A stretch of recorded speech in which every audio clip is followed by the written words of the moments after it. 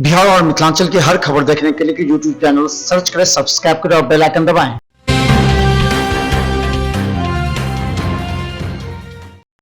नमस्कार, बिहार मिथिला न्यूज़ में आपका स्वागत है। मैं हूं मनोज और हम बता दें कि सिटी हॉस्पिटल जो दरभंगा के मरीजों का, खासकर ग्रामीण से लेकर शहरी क्षेत्र के तमाम मरीजों के विश्वास पर जो खरा उतरा, उसके कई कारण। आज हम दिखाएंगे सिटी हॉस्पिटल।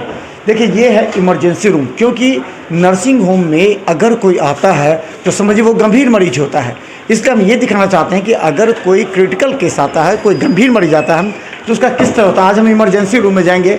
यहाँ देखिए, एक व्यक्ति से ज़्यादा मरीज के साथ एक परिजन को आने का है और ये बोला गया है संस्थान में मरीज पूरी तरह कोरोना गाइडलाइन का पालन कर। और ये इमरजेंसी है, क्रिटिकल केयर यूनिट। यानी हम बता दें, इस क्रिटिकल केयर यूनिट में आखिर मरीजों का किस तरह प्रारंभिक इलाज होता है, क्योंकि ये सबसे अहम बात है कि यहाँ जो भी आएगा वो गंभीर मरीज आएगा। और गंभीर मरीज को किसी भी हॉस्पिटल में अगर तुरंत ट्रीटमेंट प्रारंभ ना हो और वो भी पूरे डायग्नोसिस के साथ, तो हमें लगता है कि वो मरीज़ की जान नहीं बच पाती है। ये हम सिटी हॉस्पिटल इस मायने में काफ़ी महत्वपूर्ण रहता है क्योंकि यहाँ के न्यूरो हैं, यहाँ कार्डियो के डॉक्टर हैं और यहाँ इमरजेंसी हेड हैं। हम बता दें, आसिफ इकबाल जी हमारे साथ। ये देखिए, सबसे पहले हम दिखाना चाहते हैं, कोई भी मरीज़ आता है, दिखाइए बेड, और यहाँ पर सारे सिस्टम लगे हुए हैं। अगर क्रिटिकल केयर में कोई भी मरीज, गंभीर मरीज आता है, यहाँ तुरंत आते ही उसके सारे जो यूनिट हैं वो फंक्शन काम करने लगते हैं। मरीज़ के एक एक बिंदु पर उसके डायग्नोसिस प्रारंभ की जाती है। हमारे साथ आसिफ इकबाल है। आसिफ जी, अगर कोई मरीज आता है, सबसे पहले ये तो जरूर बात है कि जो आता है वो गंभीर ही मरीज होगा। जी। तो उसको अगर कोई पहले आता है तो उसको क्या क्या किया जाता है पहले? मरीज़ हमारे यहाँ मैक्सिमम जो पेशेंट आता है वो कार्डियक है, जो हमारा सेंटर है, और ट्रॉमा न्यूरो का है और जनरल सर्जरी का है। अगर कार्डियक पेशेंट, कोई भी पेशेंट हमारे यहाँ आता है वो क्रिटिकल होता है, तो सबसे पहले हम लोग उसको अपने बेड पे लाते हैं और बेड पे लाने के बाद इनिशियल उनका बीपी, पल्स वगैरह ले करके उसके बाद देखते हैं पेशेंट की हिस्ट्री हो जाती है थोड़ी सी रिलेटिव से कि ये कार्डियक है या ट्रॉमा है। अगर कार्डियक है, सांस वगैरह फूलने का, तो हम लोग उसके सपोर्टिंग ट्रीटमेंट देते हैं। सपोर्टिंग ट्रीटमेंट देने के बाद पेशेंट को थोड़ा सा स्टेबलाइज करते हैं और उसके बाद कुछ इन्वेस्टिगेशन, ईसीजी वगैरह या जो भी हो करके तब फिर हम अपने कंसल्टेंट को इन्फॉर्म करते हैं। लेकिन पहले सेटल करते हैं, जो हमारी टीम होती है यहाँ पे नर्सिंग का जो लोग हैं वो वेल एजुकेट हैं और डिग्री होल्डर हैं। तो उसके बाद हम लोग कंसल्टेंट को इन्फॉर्म करते हैं, तब कंसल्टेंट आते हैं, देखते हैं उसमें नीडेड पेशेंट होता है एडमिशन, तो फिर हम लोग आईसीयू में एडमिट वगैरह करके ट्रीटमेंट, या फिर वार्ड में हो, जहाँ भी हो नीडेड होता है एडमिट करके फिर हम रेगुलर ट्रीटमेंट स्टार्ट करते हैं। अच्छा, एक चीज़ हम बता दें, कई नर्सिंग होम दरभंगा में ऐसे हैं, ज़रा सावधानी से आप लोग इस बात को जज कीजिए, क्योंकि हमने देखा है कि मरीज़ जब भी क्रिटिकल केयर में पहुंचता है यूनिट में, तो कई ऐसे हैं जो वेन में इंजेक्शन देना होगा, वो वेन नहीं मिल पाता है। ऐसे में उस मरीज़ को इतना परेशान है और दर्द होता है। और ख़ासकर बता दें कि एक जो पाइप अंदर जाता है वो सबसे पहले बता दें, गंभीर मरीज को सबसे पहले एक पाइप अंदर दिया जाता है ताकि उसका जो ब्रीथिंग सिस्टम हो वो काम करे। तो ऐसे में बहुत से नर्सिंग में है, जो होम है, वहाँ इस तरह की व्यवस्था, ट्रेंड स्टाफ नहीं हो। ट्रेंड स्टाफ जहाँ हो वहीं आप अपने मरीज को ले जाएं, ये सबसे अहम बात। ये जो अंदर ले जाता है पाइप, वो क्या होता है और कैसे उसका क्या फंक्शन होता है? वो फंक्शन ऐसा होता है कि इंटूबेट करते हैं। अगर हम देखते हैं कि पेशेंट का ब्रीदिंग सपोर्ट नहीं कर पा रहा है, लेकिन गैस्पिंग में है पेशेंट, अदर चीज़ भी है, तो हम सबसे पहले उसका रेस्पिरेटरी और ब्रीदिंग चीज़ को ऐसे नॉर्मल नहीं कर पाते हैं, इनको इंट्यूबेशन की ज़रूरत होती है, कृत्रिम वेंटिलेटर की ज़रूरत पड़ती है, तो हम उसको यहाँ पे हमारे पास सारा है, सारा इंट्यूबेशन का सारा सामान है। हम पेशेंट को इंट्यूबेट करके वेंटिलेटर पर रख करके तो फिर उसका बाकी आगे का चीज़ करते हैं। जो बाकी सबसे पहले जो होता है कि अगर पेशेंट का रेस्पिरेटरी ही ठीक नहीं रहे और अरेस्ट में जाकर के ख़त्म हो जाए तो फिर तो बेकार है। तो सबसे पहले हम लोग एकदम फर्स्ट पेशेंट को असेस करते हैं कि इनको इंट्यूबेशन की ज़रूरत है कि नहीं।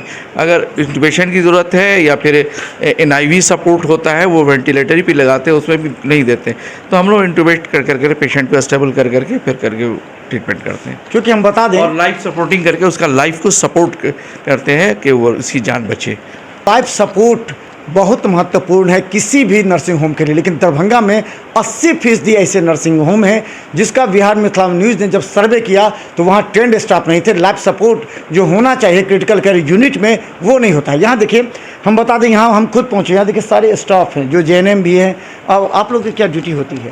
जी, मैं BSc नर्सिंग स्टूडेंट हूँ। हम लोगों का ड्यूटी होता है एक्चुअली पेशेंट को केयर करना है। एट फर्स्ट पेशेंट को वाइटल साइन जैसे हम लोग चेक करते हैं, और सर हमारा वो ब्लड प्रेशर वो चेक करते हैं। हम पेशेंट को एट फर्स्ट उनकी जितनी ज़रूरत चीज़ होती है हम लोग अटेंड करते हैं, और दूसरी बात पेशेंट की जैसे ऑक्सीजन लगाना वो लगाना हम करते हैं। बाकी सर फिजिकल एग्जामिनेशन करने के बाद सर जो दवा हुआ होता है ट्रीटमेंट। देते हैं। आप क्या करते हैं? मैं GNM हूँ, दिलीप कुमार यादव। जैसे पेशेंट आए तो पेशेंट को बेड पे रखना है, ये करना है, ऑक्सीजन वगैरह लगाना है, BP कप लगाना है। तुरंत आप ट्रेंड है, कितने दिन आपका अनुभव है? जी, हम 2017 से इस लाइन में हैं। आप कितने दिन से हैं? मेरा मिस कोर्स का जो मिस सिलेबस है वो 2018 और 20 का है, और 1 साल से मैं क्या कहते हैं यहाँ काम कर रही हूँ। क्या करते हैं, आपका क्या ड्यूटी है आपका? मेरा स्पेशली मिस नर्सिंग एक मिस होता है, नर्सिंग लाइन है, लेकिन उसका ट्रेड है मेरा ANM।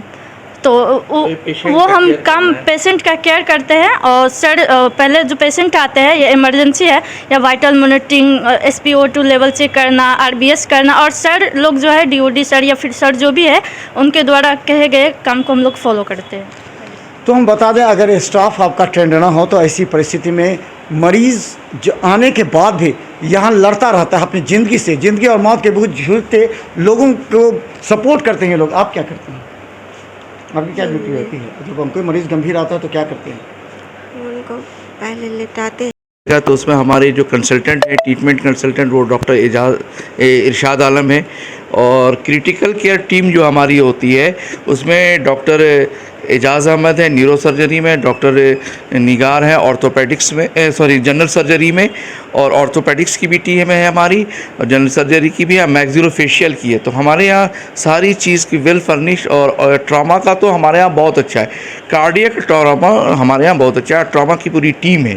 तो उसके लिए कोई नहीं, पॉली ट्रॉमा वगैरह का हम लोग के पास पूरी टीम होती है, जिसमें neuro surgeon, general surgery, orthopaedics और मैक्सिलोफेशियल होता है, वो हमारे यहाँ पूरी टीम है।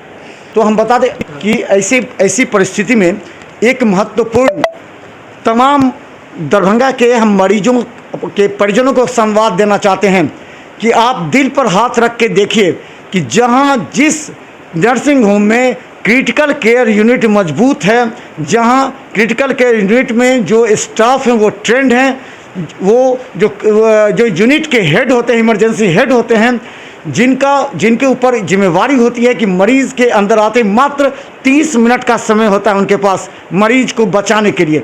अगर ये 30 मिनट आप खोते हैं या डॉक्टर खोते हैं तो मरीज को कोई नहीं बचा सकता।